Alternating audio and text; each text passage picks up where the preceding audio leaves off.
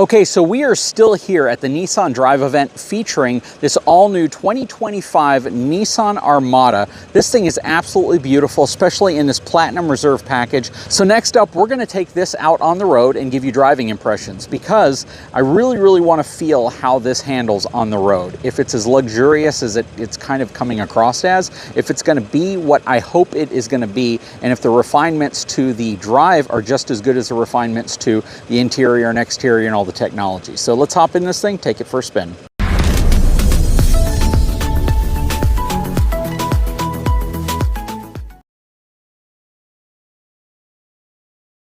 They told me that I could park here to film, but then they said at the same time it's not necessarily a place where they're supposed to park it. So using the button shifting system and all my cameras, and the mirrors are in their fold down mode when you're in reverse, and I'm going to try to back out of this using just my camera,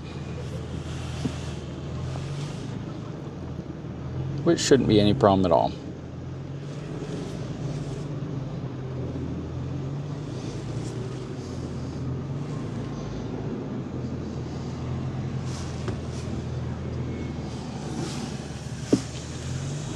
Okay, nobody's coming. This thing has insane turning radius to it.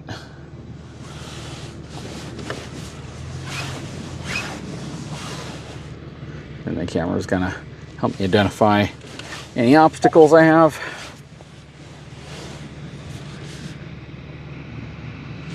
There we go. But check this out real quick. So go to drive. And check out this cool camera view. Isn't that insane? Very cool. All right, so we are now in drive mode. It looks like there's a new Infinity there as well. I'm gonna pull up. I might be able to pick up an engineer too. Okay, so we are off. We're on the road. I got my buddy Ryan with me. How you doing, man? I'm doing good. We're hanging out a lot together today. We are. And I like this guy because he's actually being honest about his own product. He's not trying to over embellish it, which is nice. And you know, this is a cool SUV. I got to tell you, I've been really impressed. It's very nice. What I've been wanting to know, and this is the part where I get to find that out, is does it feel as luxurious driving it on the road as it felt capable going off-road? And my driving impressions of this vehicle are really going to be based on what I know from other vehicles I've driven. So my wife has a 2019 Ford Expedition Platinum, and great driving vehicle, but I can tell you right off the bat, this has an entirely different feel to it. And I'm guessing part of it is probably because it has four-way air suspension. But it is a really compliant, planted ride. And I want to get over some bumps. I want to go over some terrain, but it feels really firm to the ground in a good way. Some of the other SUVs, large SUVs that you drive, you typically get this impression of it either being too firm or too soft. So my wife's Expedition definitely leans more towards soft and floaty. It feels as if you go over bumps, it bounces. It doesn't really bounce, but it gives you more of a floating feel over the bump. And that can feel a little odd at times. And we typically want it to feel a little bit more towards the compliant, firm side, to where you feel planted to the road and not disconnected from the road. And there's brands like BMW who've always kind of bragged about that, but it's difficult to get that feeling in a large SUV because large SUVs they're heavy, they're big, they're bulky, and to be able to get that same type of ride dynamic in an SUV that is the size of this is challenging. I really like the feel of this on the road. It's first of all, it's very quiet on the inside. Secondly, it feels extremely well connected to the road. And it also feels very tight from a fit and finish perspective. It doesn't feel as if it's a light vehicle or it's a flimsy vehicle or it's a hollow vehicle, because it's a fine balance to try to dial all of that in to have a vehicle that truly gives you a good overall feel. Because you can get in almost any vehicle and you can say, well, I like this about it, I like that about it, but I don't like this. It's hard to find something I don't like about this new Armada. You guys have just really done a great job making a vehicle that checks all the boxes. Well, I appreciate that. Yeah, it's a challenge. You have a lot of different customers out there that you're trying to hit, and you're trying to balance it so you meet the needs of every customer. So I appreciate your comments. My impressions of this are, I really like how this thing drives. I like how it handles. I like the fit and finish. I like the quality. Just sitting in here, the way I oftentimes define a vehicle that I really enjoy is, would I enjoy being in that vehicle on a cross-country trip day and night, and would I feel comfortable, would I feel safe, and would I feel as if the vehicle can get me where I want to go without breaking down? And this checks all of those boxes. Right, you have to think of the vehicle. This is the vehicle you're going to drive all week long. You're going to take the kids to school. You're going to go to practice. You're going to go, you know, to dinner on Friday night. You're going to use it for all those things. So you need to meet all those needs. At the same time, this is the same vehicle that you're going to pile everyone in and go on a 1,000-mile trip and take everybody on vacation. You have to make sure everybody's comfortable. You know, don't want your daughter in the back seat or your son in the back seat complaining because of this or the other. If they have a good experience, a good ride, it's quiet, they can talk to each other, they can have a conversation without yelling, that just makes for a great trip. You get to the end, you had comfortable seats, and you get out and you're not just exhausted from the experience. You're not stressed out, you don't feel like you were white knuckling it because of something.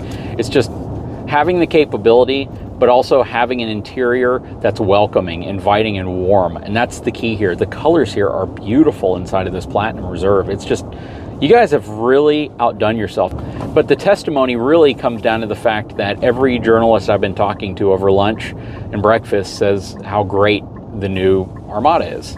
And it does not feel, I'm going to be honest with you, and this might hurt your feelings a little bit when I say this, it does not feel like an Armada. It feels like a higher tier vehicle than traditionally what you would see the Armada name on. The Armada, I think for a lot of folks, was like a glorified Titan in many ways. They figured if you wanted a full-size SUV version of a pickup truck, that's what you got. And it's always been a great value play. To get an Armada, you've always gotten a lot of bang for your dollar. But I would venture to say, you know, the last generation, the 2024 and before generation, was definitely more of a step in the luxury direction, absolutely. It definitely had a lot of the undertones of Infinity. But this is so far removed from anything that's ever wore the Armada badge on it. This right here blows away the previous generation of Infinity QX.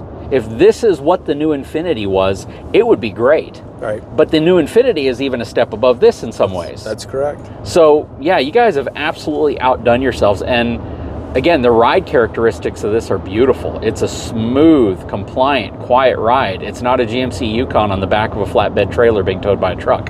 It's a really, I just had to say it. Yeah, I mean, it just drove right by I got me the right joke. when I'm It was talking good. about it. It was good. I liked the play. It was nice. No, but it is really great. It accelerates wonderfully.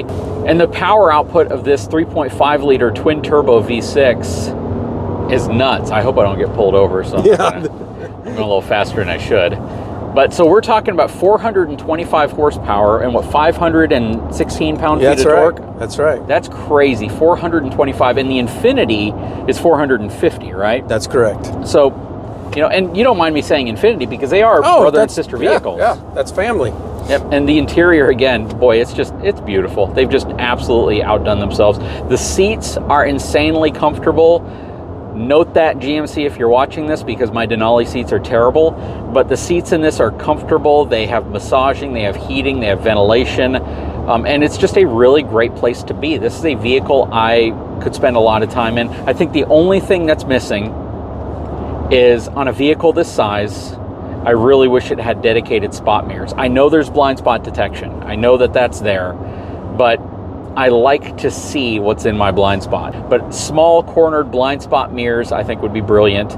And the only other one would be adaptive headlights. That would be really nice as well. Only because this does have an 8,500 pound tow capacity. And once you load weight up on the back of it, I know that does the auto leveling suspension auto level when you're towing? Yes, of course. Okay. Yeah, so as soon as you put that trailer on and you put it in tow mode, it's going to level itself out. Okay. And so that when you are not even in tow mode, so let's say you put 10 bags of concrete back there, you start the car up, that back end's going to come up. So you're going to be level whether you're towing or whether you're hauling cargo. So that's a big advantage of the air suspension, is as you've got that trailer on there, your headlights are going to be the exact same position. Okay, great. When you were towing or not towing, because it's leveled itself out. No, that answers my question. So the only reason to have auto leveling headlights is because if you do tow, your headlights are pointing up at people in the road. So having, airbags to be able to level that out kind of addresses the question. So that's a good reason why you wouldn't need auto leveling headlights on here. But no, I'm a big fan of this. I really like it. I've had fun driving it on the off-road course. I've had fun driving it here. And quite frankly, this is a vehicle that absolutely is now going to be in the short list of vehicles that potentially replaces my wife's Expedition. We like to do long-term evaluations as a vehicle that we go out and buy, because that's truly the way you can experience it. Media vehicles, we're only going to spend a couple days here, and I'm not going to get a heck of a lot of driving in on these. But at the end of the day, I need to know how my daughter enjoys it. I need to know how my wife enjoys it, how we can use it on a long trip, if we want to tow our smaller travel trailer with it. These are all things that are super important for me. And whatever our next full-size SUV is, we need to know that it's capable of doing all of that, and we can come and report back after we've done that for a while. But I like it a lot. That's good. I really That's do. good. It's important, I think, to get that feedback from your wife and your daughter. I appreciate that. I take a vehicle home and I want to get my wife in it for a completely different perspective. She'll notice things that I was like, what? I didn't even see that, And my son, 21 years old, he has a completely different eye as well. We're going to go left. So yeah, it's fun to get that perspective. And that's a great part of what this activity is to hear other people's comments. I mean, we've worked on this for years. And to hear what people have to say, and when the reports and your feedback comes out, we take it very serious, because it's telling us what we did good and what we can improve on. Yep. And it's such a competitive market space too. You have a lot of choices.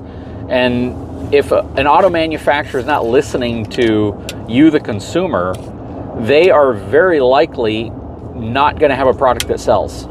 And that's been proven time and time again when manufacturers remove a feature that people then question, why the hell did you remove that? Yeah, another kind of example on Chevy, back years ago, they decided to remove rear air conditioning vents from their vehicle. Never gave an explanation as to why, but they were just no longer on a newer version. And all of a sudden, everyone's like, I need my rear air conditioning vents. I need to cool the people in the back seat. And yes, the argument can be made, we did it because the airflow from the front, from a volume perspective, is enough to reach the back, so we get it. But in many ways, the only way an auto brand is going to succeed is to listen to their customers. Without a doubt. Because there's so many good choices available these days. And that's a key thing that I love about my job. I love to go to a gas station, and I can't wait. When this Armada's out there and I pull up to a gas station, I pull up to a grocery store, I pull wherever, I'll be the first guy that walks over and says, what do you think? I don't want to know just what they had to say. Great. What are you missing? What are things that you wish were there, so that we can think about that and meet those needs. The customers, that's a great part of my job, is not just you guys, but the actual people that have put their hard-earned money down and came back and can tell us these are the positives and these are the negatives, so we can focus on those. Not even for a life cycle change. Can we fit that in at minor change or even sooner to kind of satisfy their unmet needs? Yep, no, you're right. And I think the key behind that oftentimes is the fact that you look at a vehicle, vehicles aren't inexpensive anymore. And what I like about what I'm seeing here, and honestly, you all, this is my biggest message to the people watching this video now, is that the value proposition for the Armada is huge. That's the key behind it. You can get similar technology to some of this in some other vehicles, but you're going to pay $10,000 to $15,000 more for that vehicle. And that, to me, makes this vehicle so much more so much more appealing. The fact that I'm looking at all of this and then I see what the pricing is, and I'll post some of that so you all can see what the pricing range is on this, but it falls about $10,000 less than even a Ford Expedition Platinum fully loaded. It's less expensive than the competition, but it gives you arguably more. Actually, it does give you more than some of those vehicles in a package that you're going to be happy to own, that drives beautifully, that is going to be a really, really capable, comfortable, and equipped full-size SUV that can seat up to 8 people. And again, you're just not going to find any vehicle that directly competes against this and gives you the same value, the same features. As they went over all the features and all the specs and all the technology behind this, you know, everyone in the room's kind of going, holy cow, how are they able to accomplish all of that and still stay at a lower cost than their closest competitors? That's pretty crazy.